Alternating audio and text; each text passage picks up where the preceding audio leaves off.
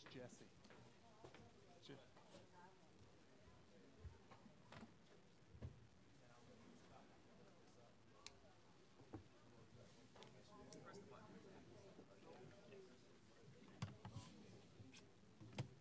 I bring him up? You want to wait? You ready? Do you want it? Is there any specific seat, like especially with the coach? No, he's the first one. I'd like to get up here because he'll take the longest.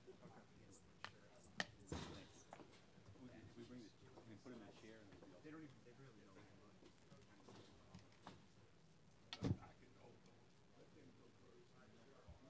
Class members, come on up.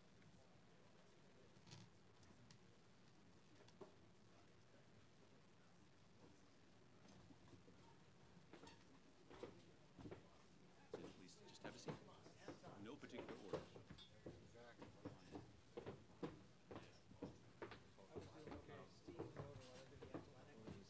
Any place you see.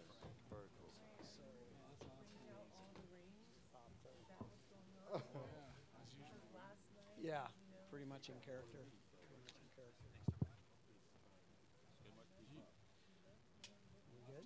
You gonna be okay to get down there, or should I go down there?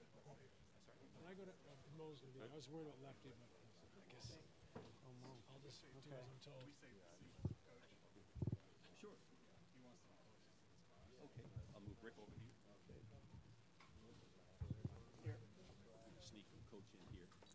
Oh, you want me here? Okay. He wants to be as close to the stairs as we can make him. Do you want to switch? Whatever you want.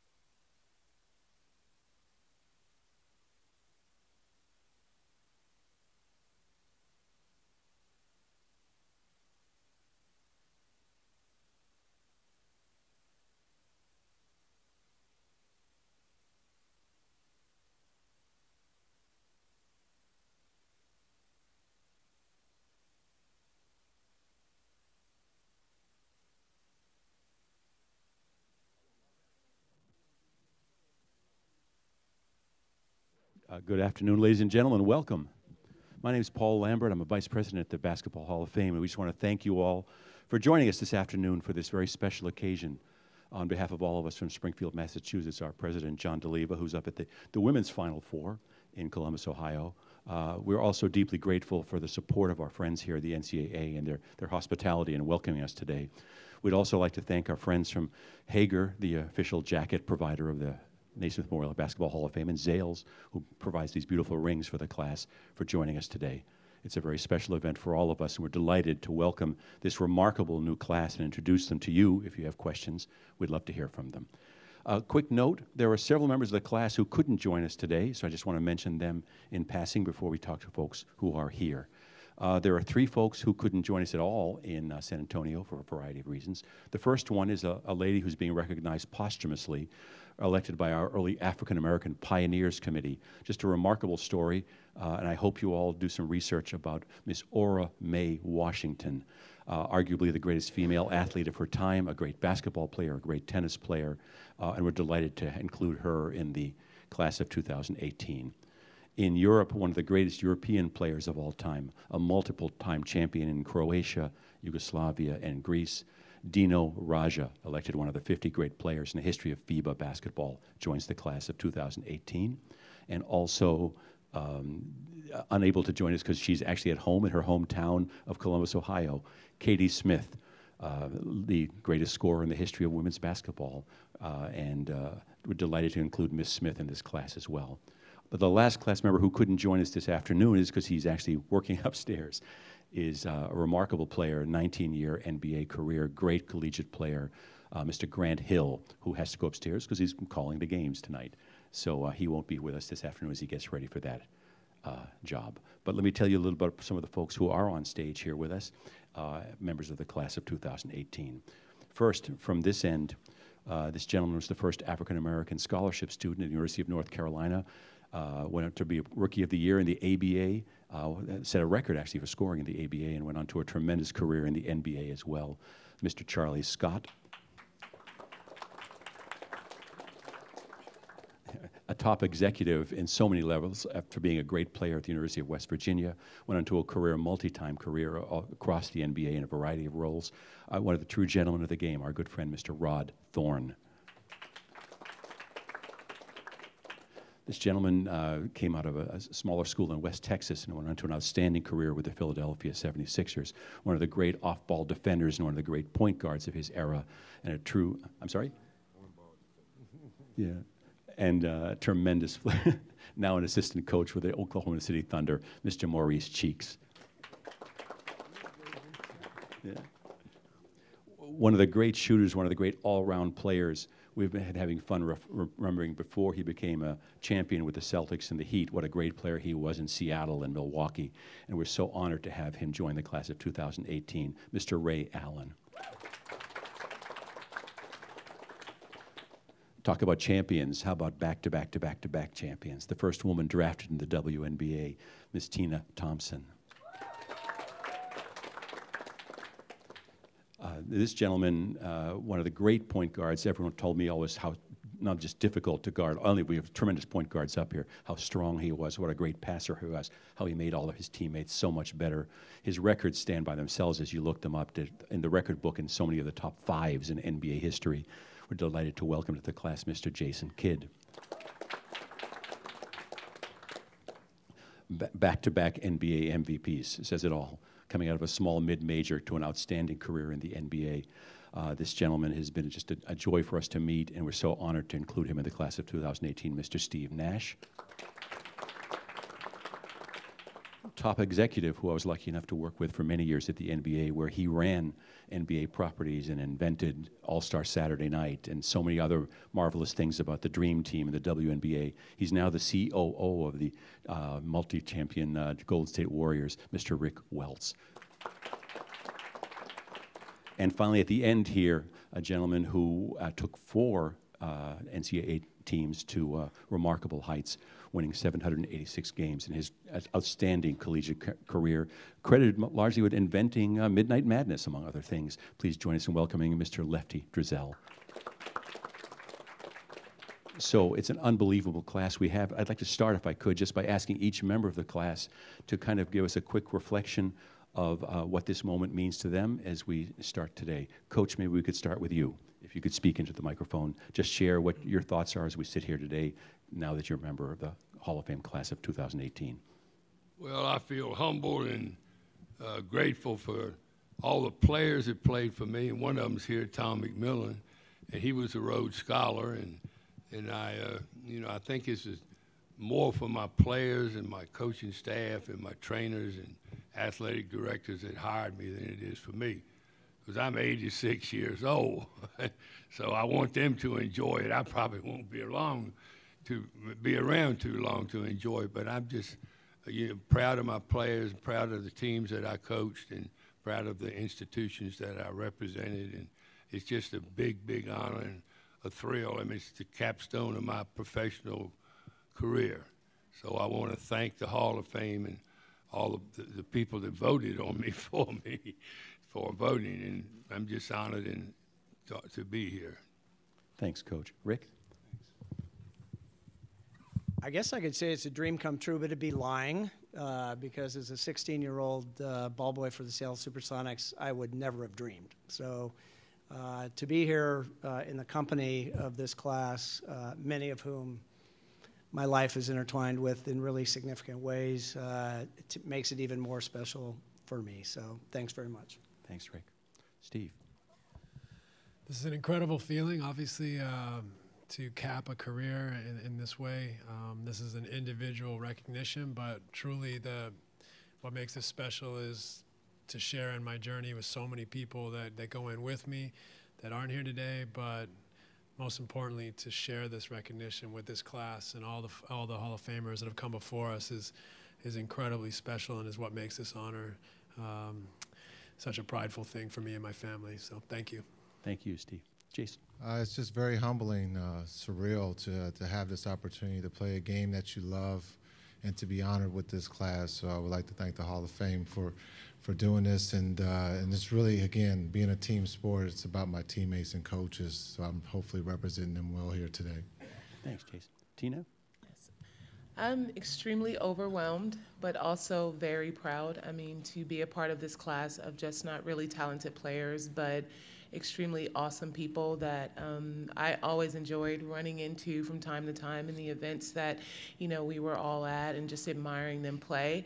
I am proud to be representing my university in Southern Cal as well as the WNBA and being an Olympian. I mean, I've been able to experience some unbelievable things through basketball and success, and I just want to say thank you and that I appreciate all the people that had a hand in allowing me to be able to do that at that level, but also play the game that I love. Thanks, Tina. Ray?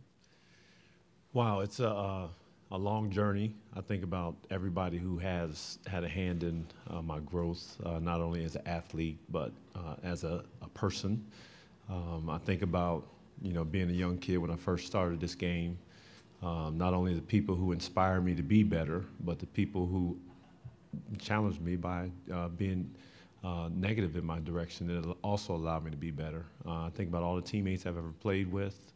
I think about, you know, every moment that I had to question who I was. And in those moments, I didn't give up on myself. I think about my children who, as I go into the hall, their names will always be in the Hall of Fame, and it's an example for them as they move forward in their lives. And to be able to set this example and to be able to go with this class of individuals, people who I've admired, respected, and used their example to grow who I am, the honor is certainly all mine. Thank you, Ray. Maurice? It's a very humbling experience for myself to think of the names that are in the Hall of Fame and to think that my name is associated with those names. It's overwhelming for myself, and to think of all the players I played with who many times made me look good and helped me be up here today. So for me, it's just a very, very humbling experience, and I'm overwhelmed inside. Thank you, sir. Rod? On the one hand, I feel very humbled. On the other hand, I feel very proud to be part of this distinguished class, to be part of an institution that you can only dream about. You don't really think about it because there are so few people who are honored in this way.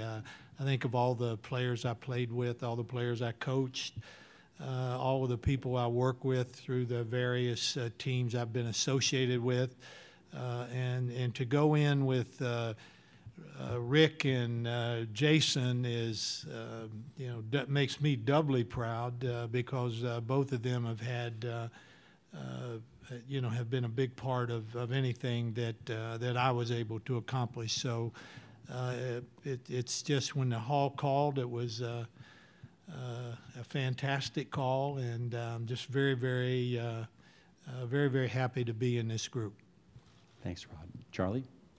Well, I guess I'm the last player, and I guess it's appropriate because I'm probably the oldest player up here, but. There's no probable. Yeah, it's no probable. I am the oldest player up here. Well, but to me, it's great for me to go in because, see, I'm going in with all these other guys, and then when people ask me, how good I am, because they still don't have too many black and white films of when I was playing, but see, when they asked me how good I was, the only thing I got to say was that, you know how good Jason Kidd was? And they say, yeah. I said, well, you know how good Tina Thompson was? And they say, yeah. And they said, well, I said, you know how good Grant Hill was? I said, you got two-time MVPs, Steve Nash. And I said, then we got 10-time All-Star Ray Allen. Well, they were lucky enough to go into class with me. So, this is really a thrill for me that, and the thing about it, like they say, I never even dreamed about it. In fact, I didn't even know I was I was even going to be in it till Wednesday. I mean, I was making a trip with my wife to go on a cruise, and hopefully she doesn't leave without me.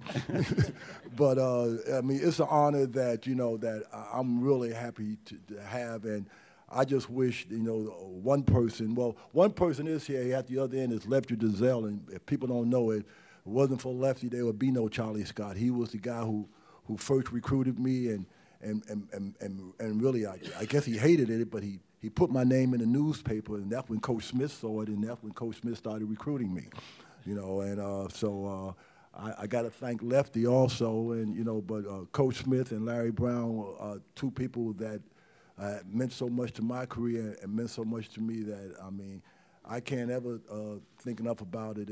And to be a Hall of Famer and to be a North Carolinian, to me, is two things that I will always honor. So, I mean, this is something that I never even dreamed about, but now that I'm here, and I'm glad I'm here with Lefty, it's an honor that I will always cherish.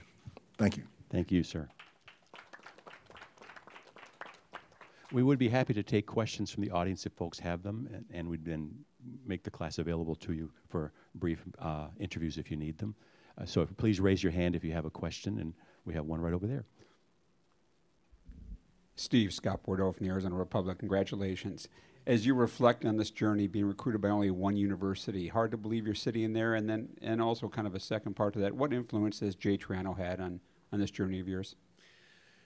Certainly an incredible perspective. I think, not to diminish it at all, but as you go through a career, everything becomes sort of a natural progression. You make one level, then you make the next and the next, and before you go, you look back and you realize how many levels you gained, and that's when it becomes so improbable and so alarming to be here today, is to think of, some very humble and,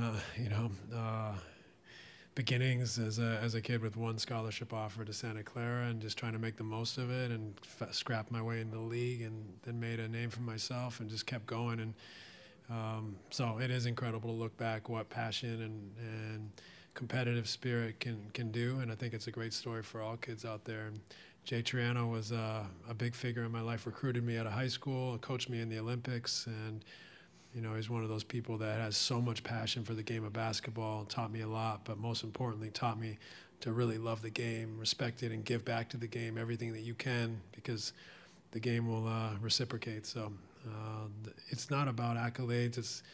It's about the joy of playing and having that competitive spirit and doing it every day. And I think sometimes you forget that until you don't do it anymore, and you realize how much you miss the opportunity to compete and play and love the game like we got to do for so long. So Jay had a big impact. Other questions? In the back.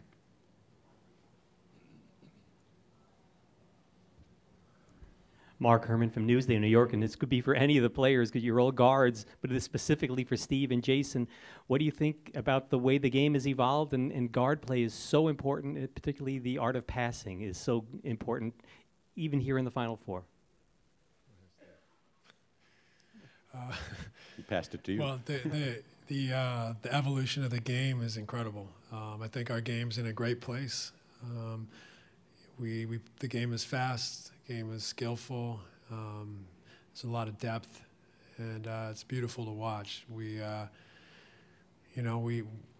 our challenges still as a society and a game to continue to teach our young players to play, but the way they're playing the game and the way the NBA has been able to craft our sport has been phenomenal.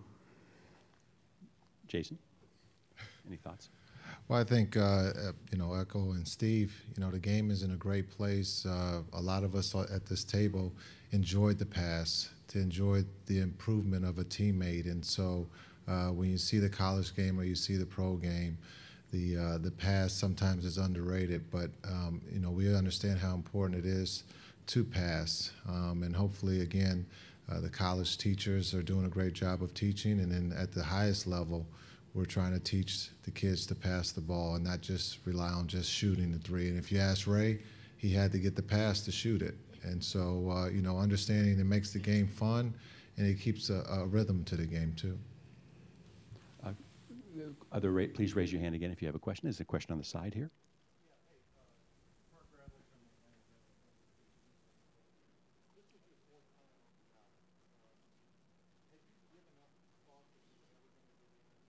frustrating would that have been if you, at 86 were to be turned down again? No, I wouldn't. Look, a lot of things in life I've learned that you have to wait for. You don't come and build a program in the first week. It takes sometimes months. So I know I was, very, very excited to get in, and now I'm in. I can't tell you how happy I am, and happy for my players, as I said, and my coaches and the universities that I coach. One other thing, if I could. So Charlie said that you put him on the map. So how was it when his shot beat you in the 69 regional final? Well, I'd have probably been in here a lot earlier if he would have come to Davidson, because he knocked us out of the Final Four twice. And once we had a 1-point lead with about 6 seconds left, and he made what would have been a 3-pointer today to beat us. So Charlie and I have always been great friends. I mean, even when he was at North Carolina, he came to work my camps. And so I've always loved Charlie. He's been a great player and a great person, great friend.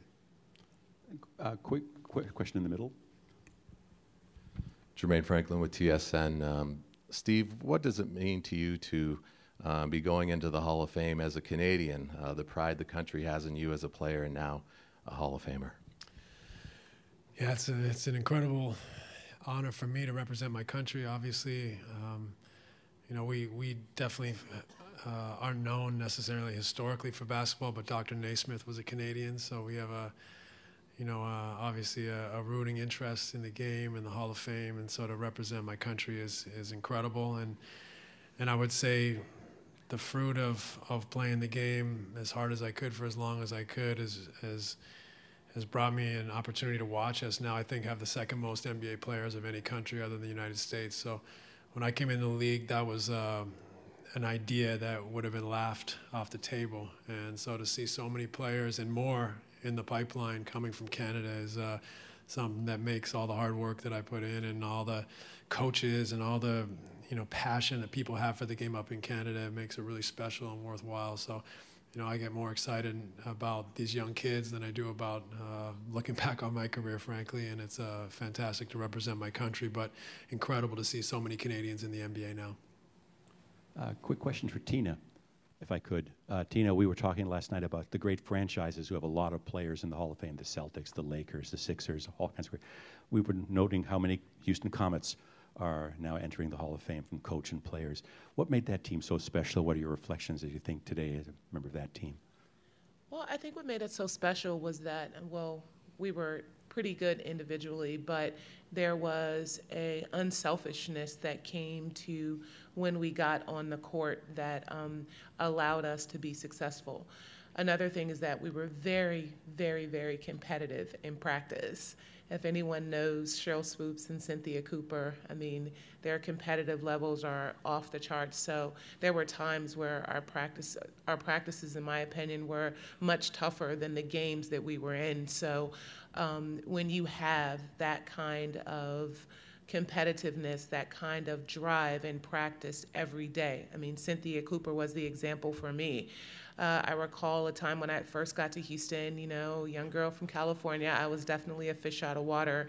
And I presumed that I was coming to practice really early, so I was there a little over an hour before, thinking I would get in and get some shots. And, Cynthia Cooper was already in a full sweat. She was running suicides by herself. And my first thought was, I need to step up my game. I was 22 years old and she was, I think, 34. So yeah, it was one of those things where I definitely was not ahead of the game. But that example of her changed my mindset in a sense, and my work ethic I took to another level because of that. So when you're surrounded by that kind of drive and that greatness, it's pretty easy, in my opinion, to be successful. Any hands in the audience? Any questions out there? One last quick question for Mr. Cheeks. Maurice, they talked about the role of the point guard today. Back when you played, the point guard played a slightly different role. Could you talk about what your role was different in the game today and how it's evolved in your eyes? Well, I think today's game, the point guard is more of a scorer, although he still can facilitate. But today's game is more of a scorer's attitude. with the ability to still score. And when I was playing, it was more or less just making sure I was taking care of the players. And that was my prime job, was to make sure I took care of the players, and I got joy out of doing that. I listened to Steve and Jason over here, and I can see why they were so great at what they do, because they always talk about their teammates. And in order to be a great point guard, you have to be more in tune with your teammates. And I think that's what made me such a player. The player I became was because of my teammates. And as I said, as I listened to these guys, the reason why they were so great is because they were so in tune with their teammates. And to be a great point guard, you have to be in tune, knowing when a guy is not going well, knowing when he is going well, and when your team, some things you can do to pick your team up. And that was mostly my job, and that's why I say I'm sitting up here basically because of a lot of players I played with. They made my job easier. The coaches I played for made my job easier, and I still can't believe I'm sitting up here. Rick, Rod, you gentlemen are uniquely qualified to remember a generation ago what the NBA looked like before kind of the global explosion of basketball that the hard work of gentlemen like you led to as the game grew around the world. Your reflections on the NBA's growth in your lifetime from when you began with the league as to what it is today. Well, I fell in love with the game, as you said, in a different era, watching Wilt Chamberlain and Bill Russell play at the Seattle Center Coliseum against my favorite Sonics. Fast forward to where we are today is unreal. Halfway through that journey, I got to the NBA in 1982. I was the employee number 35 at the NBA. And when I left the league office in 1999, we had a little over 1,100 people in offices all around the world. And to see each era, you know, the Bird Magic era, the Jordan era, to see how momentum built around the world for this sport that with soccer are the only two games that are played worldwide. We're at a rare moment in time, but I think we're at a midpoint of the popularity of the game as we look out and look forward and see what these athletes and the players that are on our courts today mean to kids around the world. And it's inspiration, it's healthy, it's representing values that I think the sport of basketball teaches. And all of us who've had an opportunity to be on that journey together, I think, celebrate what basketball was, but also celebrate what basketball is today and into the future. Yeah. I'm a lot like Lefty. I've been around a long time, and when I played the game during the 60s and the early 70s, we travel coach. We stayed in motels, basically. We played in arenas that were not nearly like these great arenas that the NBA has today. It was really a mom-and-pop league. And as a player during the 60s, to see what has transpired in the NBA is absolutely mind-boggling to me. But the league in every decade has gotten better, as Rick pointed out, better, stronger. I think a real impetus was the 1992 Olympics, when the world saw just how great our players were, and now we're going to have to do something to catch up. And now we have all of these players from foreign countries who are in our league. Virtually a quarter or a fifth of the players in the league are from a foreign country. And they've made an incredible impact on our league. Analytics obviously has made an impact in our league. Our game was always inside out. You threw it in, cut, maybe you throw it back out for a shot. A lot of shots inside. Today, it's more outside in, more three-pointers. There always were a lot of drives to the hoop. So the game has changed rather dramatically. And as someone pointed out earlier, we have a beautiful game today, both on the collegiate and the professional level. And who knows what's liable to happen in another 10 or 15 years. But from the NBA's perspective, it's very healthy. Most all of the franchises are doing very, very well. it's just sort of the golden age of the NBA.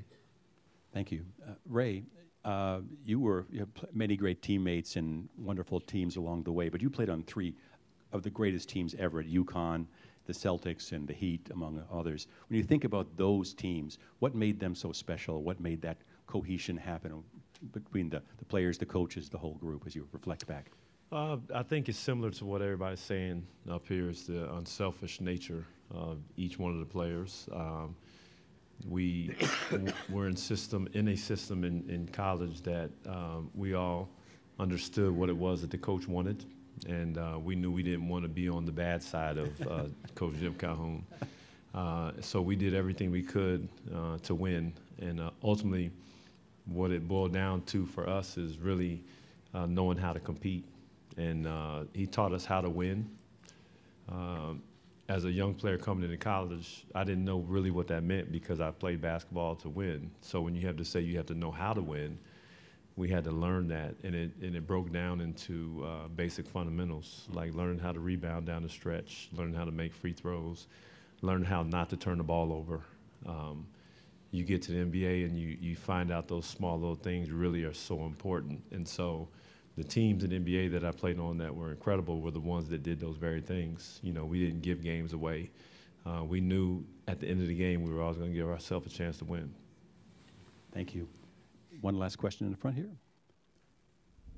Charlie, you have a unique perspective in that 75-76 finals between the Celtics and the Suns. You had played for Phoenix for 4 years and then in Boston in 75-76. What do you remember about those finals? I mean, it was unique because it was really funny. I mean, I was traded from Phoenix, and then the funny thing about it was that I was traded. I remember the date. It was May 27th. We was getting ready to take a trip to Rio, the Players Association, and Larry Flasher came up to me and told me I was being traded. And you know, he said, I said, well, where was I traded to? And he told me I was traded to the Celtics. You know, and I asked him who was I traded for, and he told me I was traded for Paul Westphal. And at the time, you know, when you're 22 and you're arrogant like me, I said, no, they had to get more than Paul Westphal for me. So he told me that, you know, they got Paul Westphal in 2 draft choices. So I said, okay, that makes sense. But I mean, then to turn around and to play Phoenix in the final, you know, was a unique experience. You know, and people don't know this, but and it's nothing to be proud of, but, you know, I still hold a record for the most games fouled out in the championship game. I fouled out 5 straight games, you know, because I was guarding Paul Westphal, too. So, you know. But, you know, to turn around and play the team, you know, that you were playing against, you know, that you had just finished, you know, playing for, I mean, it was a unique experience. But it also was a competitive edge because, you know, I wanted to win. I wanted to show that I was a player. And Bob Ryan, I don't know if he's in here now, but I mean, when I first got to Boston, Bob Ryan was worried about me and JoJo playing together because, you know, we had such different personalities. So, you know, it was a challenge to me to show people that, you know, that I was the type of ball player that was part of a championship team. But to play against Phoenix and to play in the triple overtime game against Phoenix, everybody tell me it's the great game. I don't remember because I fouled out in the 4th quarter and they had 3 overtimes after that. And I was sitting on the side fuming. So, I mean, it's a great experience, you know, and to play against a team that traded you and to win the championship, you know, it's the ultimate circumstance that, you know, a ball player would always like to do, you know. I hate to say it, Jerry's not here, but, you know, to get that little jab back to say, hey, you know, you should have kept me, you know, the thing. But, to play in this championship game, you know, is great. But, I mean, to me, and like I said, and all these guys said, I don't think any ball player ever goes around saying, I'm going to be a Hall of Famer. I mean, I don't think you ever think about being a Hall of Famer. I think what you do, you think about being the best ball player you can be on that court. And like I said, all these people here, I've watched them play, you know, I mean, Jason Kidd doesn't remember it, but when he came to Atlanta in 1992, he was, McDonald's All-American. I was on the board. Then, and I watched him. And they told me how this little kid was a great basketball player, and I watched him play at University of California in Ray Allen. I watched him at Connecticut. He played for a Boston guy, Jim Calhoun, so I was always, interested in him. And Steve Nash, see, when I played for Phoenix, they had Connie Hawkins already, so I thought I'd be maybe the next greatest ball player to play for Phoenix, but Steve Nash and Charles Barkley threw that out the window. So, it's a great experience, and to be in the Hall of Fame, when you ask people, well, how does it feel to be in the Hall of Fame? You really don't talk about it much, but like last night, after I got back from the meeting and I went in the shower by myself, and I tell everybody I went in the shower and I started screaming, because at one point in time you want to let it all out, but we too egotistical to let out in front of all you people. So we're not gonna let you know how we really feel about it. But when I got into the shower, I screamed like hell. And with that, thank you all very much, ladies and gentlemen. We're going to make the class available if you have questions for them individually, but please join me one more round of applause for the 2018 class of the Naismith Memorial Basketball Hall of Fame.